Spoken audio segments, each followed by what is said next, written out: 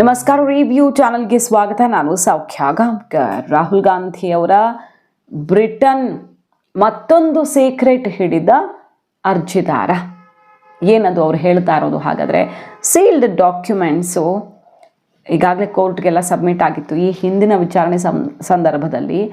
ಈಗ ಹೊರಗಡೆ ಬರ್ತಾ ಇದೆ ವಿಚಾರಗಳು. ಏನಿತ್ತು ಆ್ಯಕ್ಚುಲಿ ಆ ಸೀಲ್ಡ್ ಡಾಕ್ಯುಮೆಂಟಲ್ಲಿ? ರಾಹುಲ್ ಗಾಂಧಿಯವರು ವೋಟ್ ಹಾಕಿದ್ದು ಎಲ್ಲಿ?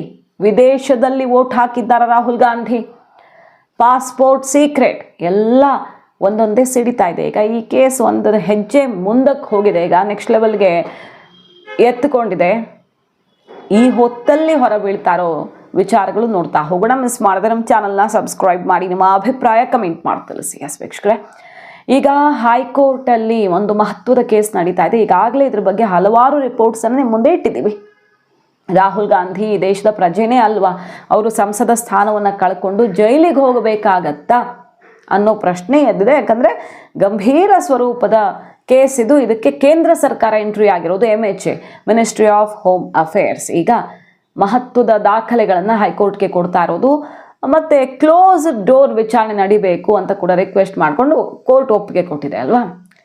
ಈಗ ಗೊತ್ತಾಗ್ತಿರೋದು ನೋಡಿ, ಅಂದರೆ ಅರ್ಜಿದಾರರು ಹೇಳ್ತಾ ಇರೋ ವಿಚಾರ, ನಾನು ಇದಕ್ಕೆ ಸಂಬಂಧಪಟ್ಟ ಸೀಲ್ಡ್ ಡಾಕ್ಯುಮೆಂಟ್ಸನ್ನು ಕೋರ್ಟ್ ಮುಂದೆ ಇಟ್ಟಿದ್ದೀನಿ ಅಂತ. ರಾಹುಲ್ ಗಾಂಧಿಯವರು UK ಮತ ಹಾಕಿದ್ದಾರಂತೆ.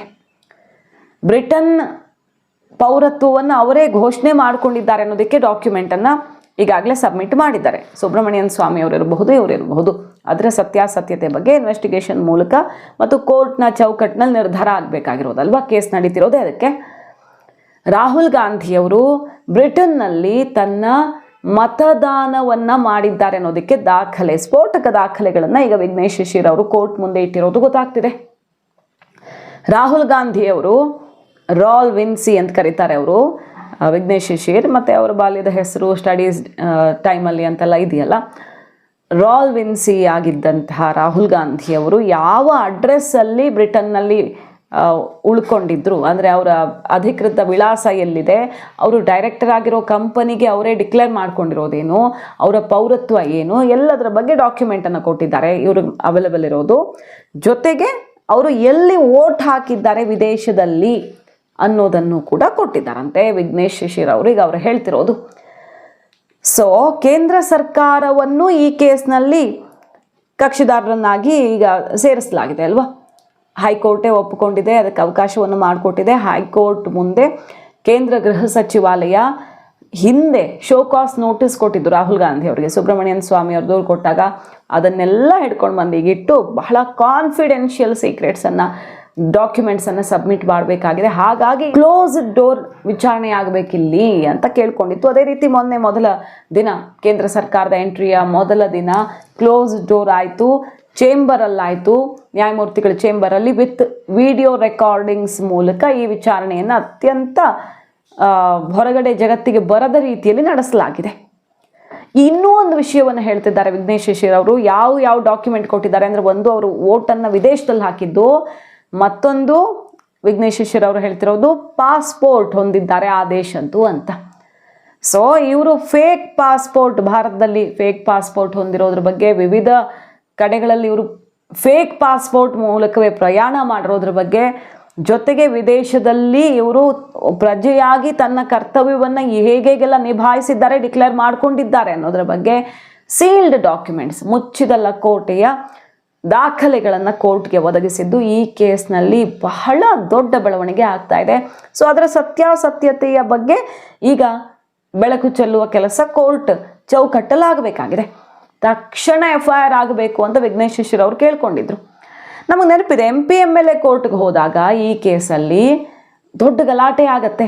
ಕಾಂಗ್ರೆಸ್ ಬೆಂಬಲಿತ ಅಂತ ಅವ್ರು ಹೇಳಿದ್ದು, ಕಾಂಗ್ರೆಸ್ ಬೆಂಬಲಿತ ಅಡ್ವೊಕೇಟ್ಸು ಅವರು ಇವರು ಎಲ್ಲ ಸೇರಿ ಕೋರ್ಟ್ ಒಳಗಡೆನೆ, ಅಂದರೆ ಕಾಂಗ್ರೆಸ್ ಕಡೆಯವರು ಜೋರು ಗಲಾಟೆ ಎಬ್ಬಿಸ್ತಾರೆ. ಜೋರು ಗಲಾಟೆಯಾಗಿ ಕೋರ್ಟ್ ಬೇಜಾರು ಮಾಡ್ಕೊಳುತ್ತೆ, ಇದು ಏನು ಕೋರ್ಟಾ, ಏನಿದು ನಡೀತಿರೋದು ಅಂತ.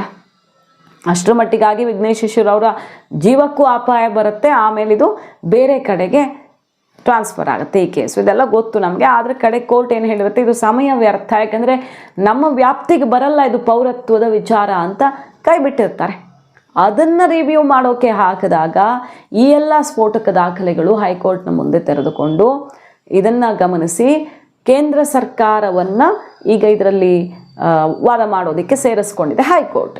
ऑलरेडी ये केस में प्रवर्तन निर्देशनालय ईडी और सेंट्रल ब्यूरो ऑफ इन्वेस्टिगेशन भी पहले से ही जांच कर रही है. बहुत गंभीर स्वरूप का मामला है. भारत के राजनीति के पहले बार ऐसा हुआ कि कोई विदेशी नागरिक हमारे सांसद में कम से कम लगभग 20 साल से बैठे हैं. तो सबसे बड़ा प्रकरण है और कई दिनों में इसमें बहुत जल्दी सुनवाई हो जाएगी और सुनवाई होते ही फैसला भी सुनाया जाएगा. क्योंकि यूके सरकार से अभी इनका ब्रिटिश का पासपोर्ट आ गया है करके हमें गृह मंत्रालय भारत सरकार से एक आरटीआई के तहत रिप्लाई मिला है और रिप्लाई के तहत हमने माननीय न्यायालय के सामने भी दाखिल कर दिया है. जो भी डॉक्यूमेंट्स न्यायालय मांगे और पुलिस मांगी उनका साथ हम सहायता करने के लिए हम पूर्ण रूप से तैयार हैं.